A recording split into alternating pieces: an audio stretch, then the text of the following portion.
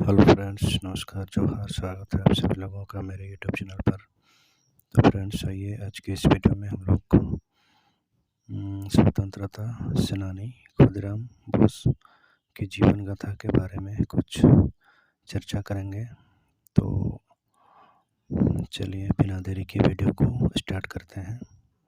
खुदीराम बोस का जन्म 3 दिसंबर 1889 ईस्वी को बंगाल में मिदनापुर जिले के हबीबपुर गांव में हुआ था।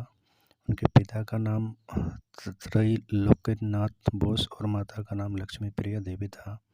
बालक खुदीराम के सिर से माता पिता का साया बहुत जल्द ही उतर गया था, इसीलिए उनका लालन पालन उनकी बड़ी बहन ने किया।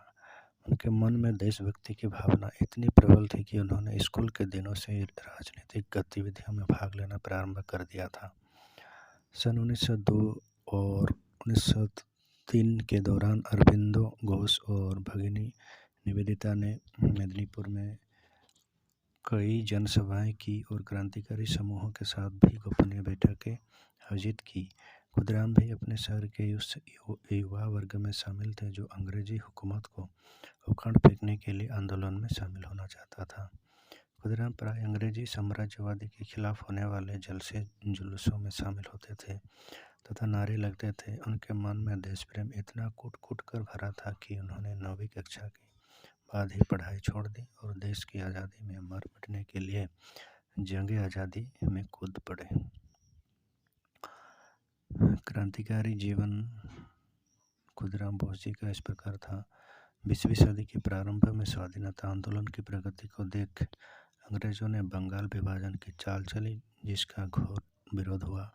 इसी दौरान सन 1905 ईस्वी में बंगाल विभाजन के बाद खुदीराम बोस स्वाधीनता आंदोलन में कूद पड़े।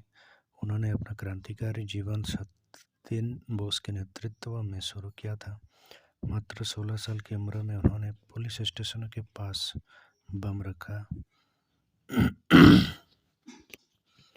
और सरकारी कर्मचारियों को निशाना बनाया।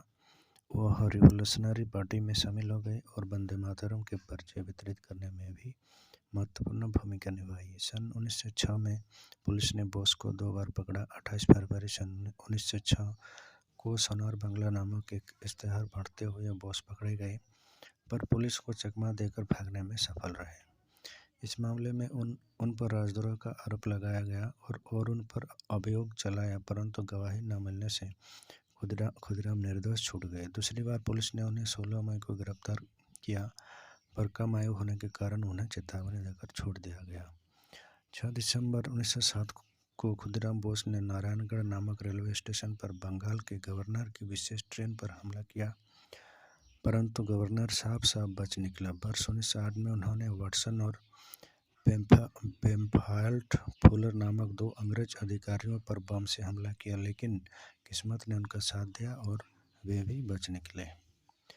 किंग्सफोर्ड को मारने की योजना जब खुदीराम बोस और प्रफुल्ल चाकी ने बनाया, उसका भी कुछ विवरण जान लेते हैं।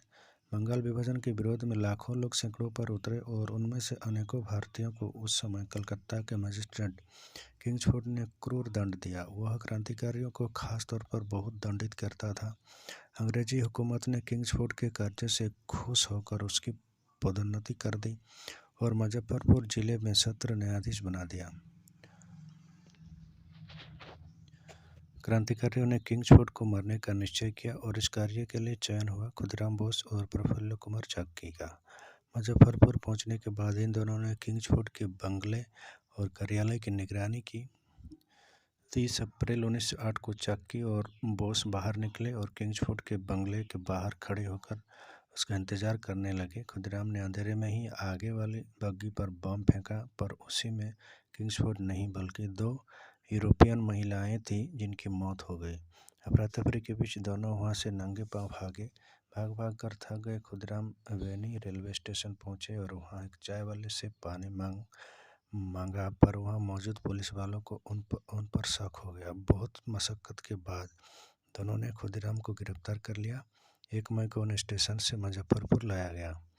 उधर प्रफुल्ल चाकी भी भाग कर भूख प्यास से तड़प रहे थे। 1 मई को ही त्रिगुणाचरण नामक ब्रिटिश सरकार में कार्यरत एक आदमी ने उनकी मदद की और रात को ट्रेन में बैठाया।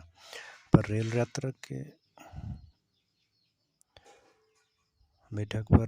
यात्रा के दौरान ब्रिटिश पुलिस में कार्यरत एक सब इंस्पेक्टर को शक हो गया और उसने मुजफ्फरपुर पुलिस को इस बात की जानकारी दे दी। जब चाकी हावड़ा के लिए ट्रेन बदलने के लिए मोकामा घाट स्टेशन पर उतरे तब पुलिस से ही वहाँ मौजूद थी। तब पुलिस पहले से ही वहाँ पर मौजूद थी। अंग्रेजों के हाथों मरने के बजाय चाकी ने खुद को गोली मार ली और शहीद हो गए।